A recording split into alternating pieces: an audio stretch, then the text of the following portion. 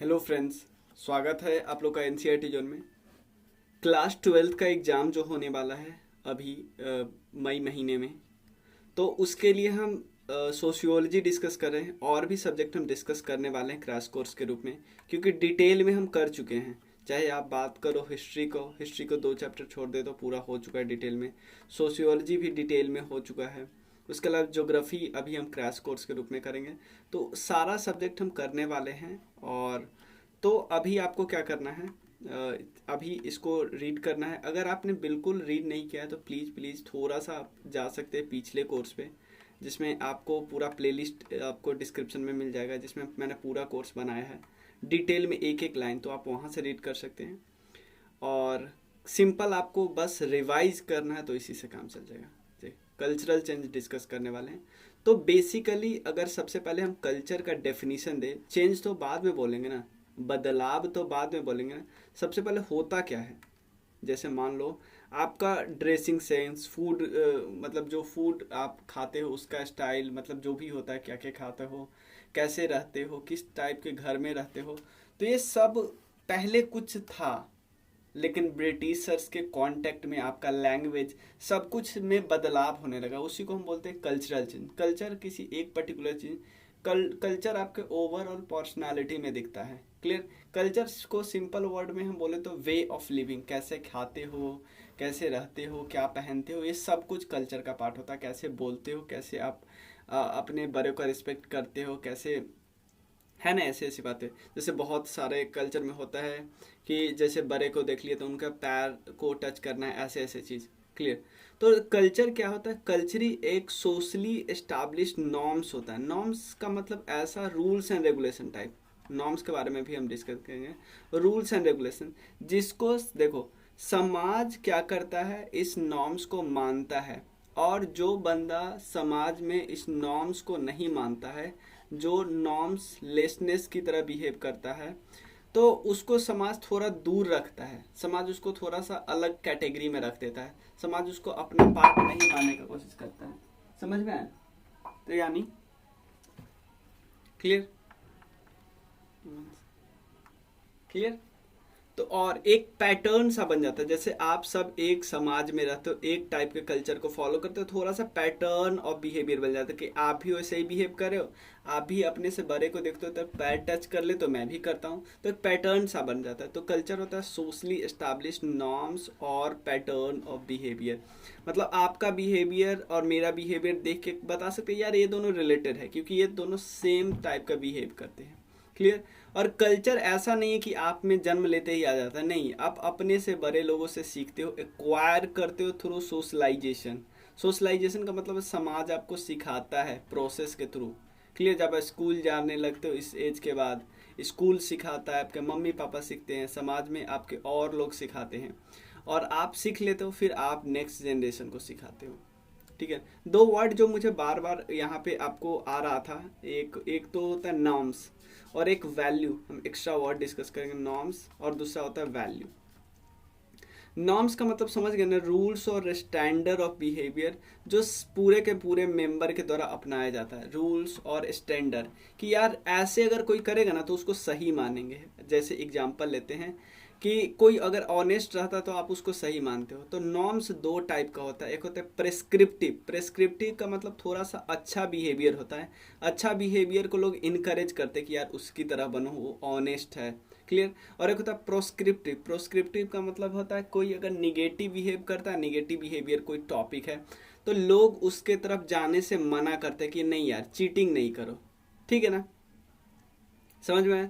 The term is also sometimes use to refer to pattern of behaviour. Obviously कभी कभी समाज में अगर ऑनेस्टी समाज का एक इम्पॉर्टेंट पार्ट है, ऑनेस्टी, तो समाज में सब ऑनेस्ट हो रहे अगर होंगे होंगे तो आप बोलो कि यार ये सब नॉर्म्स को फॉलो कर रहा है। लेकिन इसमें कोई डिसऑनेस्ट हो गया तो आप बोलो नॉर्म्स को फॉलो नहीं हो रहा है। तो norms are important for the contribution to social order. अगर सब चीटिंग ही करने लगे तो समाज का भी चलेगा, समाज टूट जाएगा, तो सोशल ऑर्डर ब्रेक हो जाएगा। समझ में आया? उसके बाद हम बात करते हैं वैल्यू की। वैल्यू एक ऐसा चीज होता है कि कुछ हम समझते हैं जो हमको वैल्यूएबल मानते हैं। क्लियर। जैसे कोई चीज़ को डिजायरेबल मानते हैं, ऑनेस्टी को मानते हैं कि यार ये समाज में अगर कोई कितना भी बेवकूफ़ हो वो भी ऑनेस्टी को अच्छा मानता है। स्ट्रॉन्ग वर्क एथिक्स, कोई कितना भी बेवकूफ़ हो वो भी स्ट्रॉन्ग वर्क एथिक्स को अच्छा मानता है कि ये नहीं यार ये काम तो होना ही चाहिए, मतलब ये सही है। क्लियर। जो चीटिंग को, इवन आप कोई अगर बंदा चीटर भी है लेकिन वो भी चीटिंग को गलत ही मानता है, ठीक है। अब क्वेश्चन उठता है कि हम कल्चर चेंज की बात करते हैं, कल्चर समाज में बदलाव की बात करते हैं, तो समाज में बदलाव करने के लिए सोशल रिफॉर्म है, समाज में रिफॉर्म लाने। तो अब क्वेश्चन होता है समाज में रिफॉर्म क्या जरूरत है, समाज में रिफॉर्म लाने की। समाज में क्या कोई बुराइयां थी, क्या कोई प्रॉब्लम था? हाँ, समाज में बहुत सारी सोशल इविल्स थी जो समाज में बहुत ज़्यादा प्रेवलेंट थी, तो उसको हटाने के लिए समाज में रिफॉर्म करना पड़ा। तो जो जो पैटर्न था, एक सती सिस्टम एक पैटर्न बन गया था, लेकिन इस पैटर्न ये पैटर्न बहुत गलत था, तो इस पैटर्न को हटाना था हमें। तो सती सिस्टम आई को हटाना था, चाइल्ड को जो शादी करवा दिया था बचपन में उसको हटाया गया, विडो को जो नहीं शादी करने से मना किया जाता था, तो क्योंकि विडो को रीमैरिज करने से मना करोगे और सती सिस्टम, ये काफ़ी लिंक है ना। क्लियर। कास्ट के साथ डिस्क्रिमिनेशन होता था, ये अपर लोअर ऐसे कास्ट होते थे। क्लियर। अब क्वेश्चन होता है कि ये सब चीज समाज में रिफॉर्म की बात सिर्फ कॉलोनिज्म के बाद ही क्यों आई, उससे पहले क्यों नहीं आए? उससे पहले क्या होता था पता है? उससे पहले होता था कि अगर आपका, जैसे मान लो एग्जांपल लेते हैं, कास्ट डिस्क्रिमिनेशन का एक एग्जांपल लेते हैं। अगर आपका समाज, आपका रिलीजन आपके कास्ट को डिस्क्रिमिनेट करता है, हिंदू अगर बुद्धिज्म बोलते थे, अगर आपका रिलीजन आपको नीचे समझता है, आपको एकदम अलग रखता है, तो आप बस धर्म परिवर्तन करके हमारे में आ जाओ। समझ में आया ना? तो देखो, और आज़ादी से मतलब इवन ब्रिटिश से पहले ये धर्म तो थे, लेकिन ये उतने बड़े लेवल पे नहीं थे कि पूरा समाज को बदल सके। लेकिन क्योंकि ब्रिटिशर्स आ गए, ब्रिटिशर्स के पास पावर आ गया है। क्लियर। ये लोग ज़्यादा से ज़्यादा क्या कर सकते हैं, लोगों को अवेयर कर सकते हैं, लेकिन कितने लोग अवेयर होंगे? लेकिन ब्रिटिशर्स आया 1829 में एक एक्ट बना दिया। स्टार्टिंग में जो एक्ट था ना सती सिस्टम के लिए, वो सिर्फ बंगाल में था, राजा राम मोहन राय के कारण। क्लियर। सिर्फ बंगाल में था, बाद में पूरे देश के लिए बना। तो एक उसने एक्ट बना दिया, अब लोगों के मन में डर भी तो हो गया। अब देखो, किसी को, जैसे गांधी जी हमेशा क्या बोलते थे, हृदय परिवर्तन, लेकिन अगर गांधी जी और बी आर अम्बेडकर जी में आप डिफरेंस थोड़ा क्रिएट करें तो बी आर अम्बेडकर जी बोलते थे नहीं यार, नहीं सर, सिर्फ और सिर्फ हृदय परिवर्तन से नहीं होगा, आपको कानून बनाना पड़ेगा इसके खिलाफ। तो अगर दोनों में एक चीज जो काफी डिफरेंस होती थी महात्मा गांधी जी और बी आर अम्बेडकर जी में, कि अम्बेडकर जी चाहते थे कानून बनाना, सेम यही क्यों हुआ है, सती सिस्टम में ब्रिटिशर्स आके कानून बना दिए। सिम। तो अब देखो, तो जो हमारे यहाँ जो सोशल रिफॉर्मर थे वो किस आइडिया को फॉलो करते थे? वो मिक्स्ड आइडिया को फॉलो करते थे। हुआ क्या पता है? वेस्टर्न आइडिया था। क्लियर। अब देखो, वेस्टर्न ने क्या किया, वेस्टर्न सोसाइटी ब्रिटिशर्स, उसको कुछ क्लर्क चाहिए था, तो उसने क्या किया, इंडिया के कुछ पीपल को एजुकेशन देना शुरू किया, इंग्लिश में एजुकेशन देने किया। तो इसका फायदा हुआ ब्रिटिशर्स को फायदा हो, इंटेंडेड इम्पैक्ट क्या हुआ कि ब्रिटिशर्स को कुछ क्लर्क मिल गया। लेकिन इसका अनइंटेंडेड इम्पैक्ट क्या हुआ कि इंडिया के लोग अब इंग्लिश पढ़ना सीख गए थे। तो वो देखो, तो इंग्लिश पढ़ना सीख गए थे, तो वो किताब भी पढ़ लेंगे जो ब्रिटिशर्स हमें पढ़ाना ही नहीं चाहता, यानी लिबर्टी वाली किताब, ह्यूमन राइट वाली किताब, फंडामेंटल राइट वाली किताब। हमने ये सब कुछ पढ़ लिया, हमने देखा कि यार ब्रिटिशर्स अपने यहाँ तो राइट इतना ज़्यादा देते हैं, हमारे यहाँ बिल्कुल भी राइट नहीं देते। तो हमने वेस्टर्न का लिबरलिज्म वाली किताब पढ़ी और इसको लगा कि यार ब्रिटिशर्स तो बहुत अजीब कर रहा है, अपने यहाँ राइट देता है, हमारे यहाँ नहीं देता है, तो हमें ब्रिटिशर्स का तो हम ब्रिटिशर्स के पीछे पीछे तो नहीं रह सकते ना। तो ब्रिटिशर्स का किताब तो पढ़ते ही हैं, साथ में हम अपना ट्रेडिशनल लिटरेचर, वेद, शास्त्र, इन सब में देखते हैं कि यार इन सब में कितनी अच्छी अच्छी बातें लिखी है। तो सोशल रिफॉर्मर इसको अपनाया और इनके मेल से एक नया आइडिया दिया और इस आइडिया को ये लोग अपना रहे थे। क्लियर। तो सोशल रिफॉर्मर इससे कर रहे थे। जैसे मान लो एग्जाम्पल लेते हैं, सती सिस्टम को हटाना है 1829 में, राजा राम मोहन राय, उस समय एक्चुअली आपसे पूछा जा सकता है उस समय गवर्नर जनरल ऑफ बंगाल हुआ करता था। क्यों? क्योंकि आपको पता है गवर्नर जनरल ऑफ बंगाल से गवर्नर जनरल ऑफ इंडिया जो बने थे वो 1833 के एक्ट के बाद बने थे, लेकिन ये बात चल रही 1829। तो इस समय actually governor general of Bengal, governor general of India जैसा कोई पोस्ट था ही नहीं 1829 में। ठीक है, तो गवर्नर जनरल ऑफ बंगाल उस समय थे बेंटिक, और बेंटिक ही पहला बंदा था जो फिर गवर्नर जनरल ऑफ इंडिया बनता है। ठीक है, तो इस समय देखो सती सिस्टम है।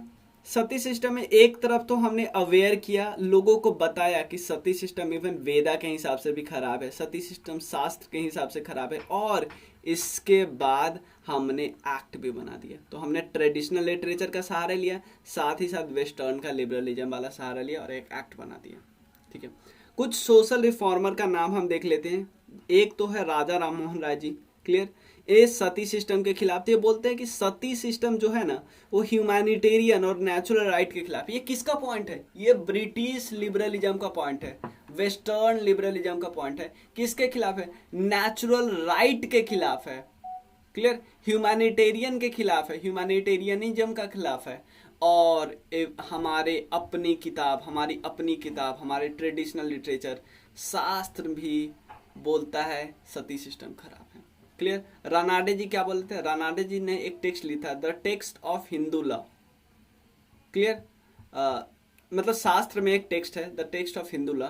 वो बताता है कि रीमैरिज ऑफ विडो कोई खराब चीज नहीं है, ये कानून के अंदर है। ध्यान देना, हिंदू लॉ के कानून के अंदर है कि विधवा का फिर से शादी होना चाहिए। इवन हमारा वेद भी अलाउ करता है। एजुकेशन की जब भी बात होती तो चाहते थे कंटेंट जो हो लिबरल हो, मॉडर्निज्म, मॉडर्न वाला कंटेंट हो। ऐसा कंटेंट नहीं हो जो फालतू नहीं कि मतलब बिल्कुल रिलीजन ऐसे स्टडी कर रहे हैं।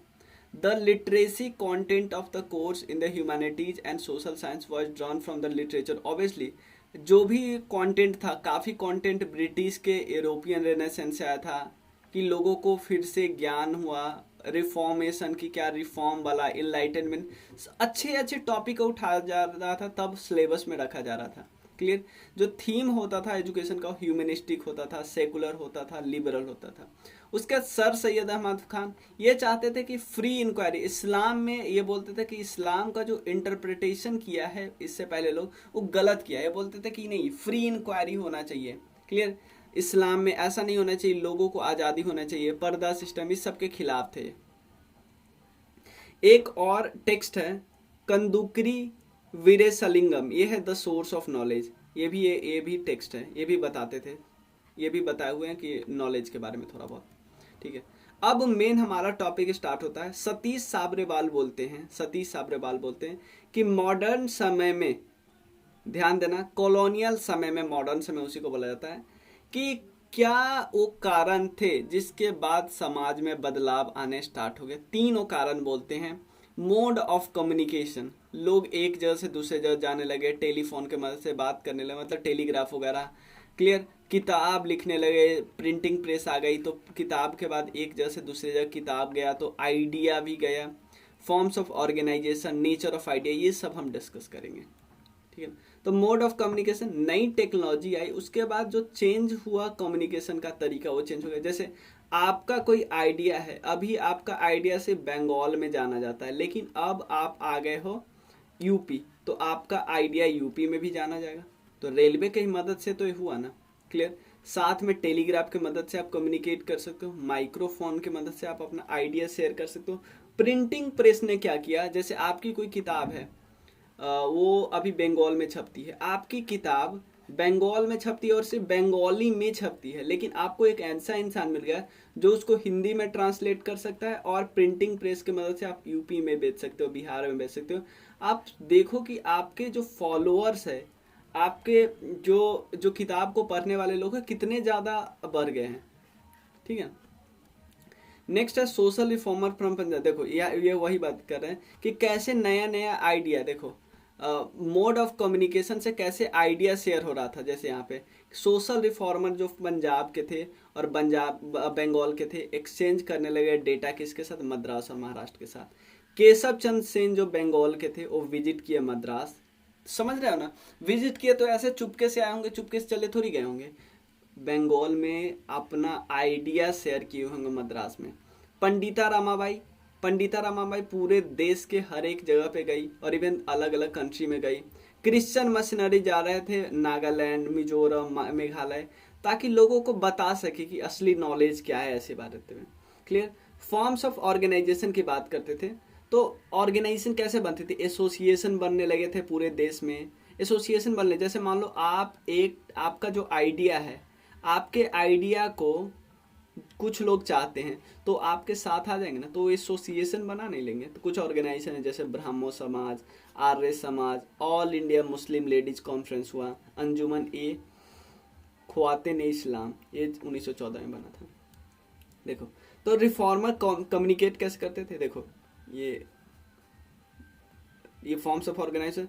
तो रिफॉर्मर कम्युनिकेट कैसे करते थे? Through meeting. जैसे आप सेन जी आए मीटिंग करने, आप अपने उस एरिया के ओ आए, कहाँ पे आए? मद्रास है, मान लो एग्जांपल लेते हैं। आप अपने एरिया के हेड हो, आप गए उनके मीटिंग में शामिल हुए, तो आपने बहुत कुछ सीखा उनको, उनका न्यूज़पेपर से बहुत कुछ सीखा, जर्नल से बहुत कुछ सीखा, इनकी किताब जो है उसका ट्रांसलेशन हो गया। जैसे एग्जांपल लेते हैं, विद्यासागर जी की किताब थी इंदु प्रकाश, उसका ट्रांसलेशन हुआ विष्णु शास्त्री जी ने किया, मराठी में ट्रांसलेशन। समझ लो, बंगाली बुक का मराठी में ट्रांसलेशन के बाद कितने लोग, मतलब जो लोग आइडिया को जान रहे थे विद्यासागर को, उनका नंबर कितना ज़्यादा इंक्रीज हो जाएगा। ठीक है ना, मतलब रीच बहुत ज़्यादा इंक्रीज हो जाएगा। नेचर ऑफ आइडिया की बात कर रहे थे, तो देखो नेचर ऑफ आइडिया, नया आइडिया लिबरलिज्म का आइडिया आ गया, फ्रीडम का आइडिया आ गया, बॉन्डेड लेबर का आइडिया थोड़ा सा पीछे चला गया। नया आइडिया ऐसा नहीं है कि सिर्फ लिबर्टी वाला, फ्रीडम वाला आइडिया नहीं, होम मेकिंग का आइडिया, मैरिज का आइडिया भी चेंज हो गया। मतलब होम मेकिंग, घर को कैसे सजाना है, जैसे सोफा को यूज करना है, स्पून का यूज करना है, क्योंकि ब्रिटिशर से सब सिखा रहे थे कि भाई तुम क्या हाथ से खाते हो, तुम ये सिखाओ, ये इस चीज सिखाओ। क्लियर। मदर और डॉटर का रोल चेंज हो गया, क्योंकि अभी तक सिर्फ हमने देखा था कि मदर और डॉटर घर के चार दीवारी तक रहती है, लेकिन ब्रिटिशर्स की महिलाएं आई और वो काम बटा रही थी, अपने ऑफिसर लोग का काम बटा रही थी। तो यहाँ भी हम लोगों के वुमेन में भी थोड़ा सा ये जगह कि यार हम लोग क्यों सिर्फ घर ही में रहे। तो इसके बाद ही बहुत ज़्यादा, इवन गांधी जी के आने के बाद और ज़्यादा वुमेन का पार्टिसिपेशन और ज़्यादा हो गया इंडिपेंडेंट मूवमेंट में। ठीक है ना। और देखो, अभी तक हमें कुछ फर्क नहीं पड़ता था हमारे अपने कल्चर आइडिया से, लेकिन ब्रिटिशर्स बार बार हमारे कल्चर को नीचे दिखाने की कोशिश करते रहते थे, हमारे प्राइड को बार बार नीचे करते थे। तो हमें अपना थोड़ा सा कॉन्शियसनेस हो गया, हम अपने प्राइड को, हम अपने कल्चर के लिए हम उससे प्राइड फील करने लगे। अब हम अपने ट्रेडिशन को और ज़्यादा बढ़ावा देने लगे, क्योंकि यार हमें थोड़ा पसंद नहीं था कि ब्रिटिशर्स बार बार नीचे करें। एजुकेशन का वे चेंज हो गया। क्लियर। अब वुमेन एजुकेशन पे फोकस होना लगा है। जैसे ज्योतिबा फुले पहली वो वुमेन थी जिन्होंने पहला स्कूल खोला वुमेन के लिए पुणे में। क्लियर। और जैसे Jyotiba Phule 10 recall the glory of pre Aryans, wise other Bal Gangadhar emphasise the glory of Aryans. ये प्री आर्यनेज की बात करते हैं। प्री आर्यनेज में जहाँ पे वुमेन भी इक्वली पार्टिसिपेट करती थी, लेकिन आपको अगर लेटर वैदिक एरा की बात करें तो वुमेन का पोजीशन धीरे धीरे डिक्लाइन हो गया था। क्लियर। और 19th सेंचुरी में रिफॉर्म में क्या क्या आ गया? क्वेश्चनिंग होने लगा, री इंटरप्रिटेशन, इंटेलेक्चुअल और सोशल ग्रोथ दोनों इंक्रीज हुआ। मतलब लोग क्वेश्चन करने लगे, क्यों ऐसा क्यों होता है, ऐसी ऐसी बातें। क्लियर। अब हुआ क्या, नए जो आइडिया आ रहे थे उसका थीम कॉमन था कि हमें चाहिए सोशल रिफॉर्म। लेकिन सोशल रिफॉर्म करना है तो समाज में बहुत सारे प्रॉब्लम है, वुमेन का प्रॉब्लम, चाइल्ड का प्रॉब्लम, कास्ट का प्रॉब्लम। तो इन सब को प्रॉब्लम देखो बहुत सारे, लेकिन सबका मेन एम क्या है कि समाज में रिफॉर्म। तो जितने भी इशू है उसको अलग अलग ऑर्गेनाइजेशन सॉल्व कर रही है। जैसे यहाँ पे लोअर कास्ट के प्रॉब्लम को कोई और सॉल्व कर रहा है। Social evils emerge due to decline of the true spirit. कुछ लोग बोल रहे हैं कि समाज में इतना ज़्यादा एविल तभी आया जब हिंदुइज्म के ट्रू स्पिरिट का डिक्लाइन हुआ, क्योंकि ऐसा थोड़ी है सती सिस्टम हिंदू वगैरह सब में लिखा था, नहीं ऐसा कुछ नहीं था। ठीक है ना। Concern of upper caste women, middle class women and main, तो जो मेन मेन इंसान थे जो कंसर्न दिखा रहे थे सबके लिए, वो थे मेन अपर कास्ट वुमेन का उतना ज़्यादा रोल नहीं था। बाद में ये लोग भी आने लगे धीरे धीरे। मिडिल क्लास जो था ना, या चाहे मेल या फीमेल, ये काफ़ी ज़्यादा एक्टिव थे, ठीक है ना। एक मुस्लिम रिफॉर्मर थी, वो किस चीज़ की बात करती थी? पॉलीगामी और पर्दा सिस्टम के खराब होने की बात करती थी। वो बोलते नहीं, ये गलत है। क्लियर। एक रेजोल्यूशन हुआ जिसमें एविल्स ऑफ पॉलीगामी के बारे में प्रपोज किया गया। किसके द्वारा? जहानरा शाहनवाज के द्वारा। एक कॉन्फ्रेंस हुआ, क्या नाम है? All India Muslim ladies conference. ये बोलते हैं कि ये तो ट्रू स्पिरिट, जो कुरान का ट्रू स्पिरिट है, उसके खिलाफ है, पर्दा सिस्टम, पॉलीगामी। एजुकेटेड वुमेन तो बोले थे कि पॉलीगामी को एंड करो, ठीक है ना।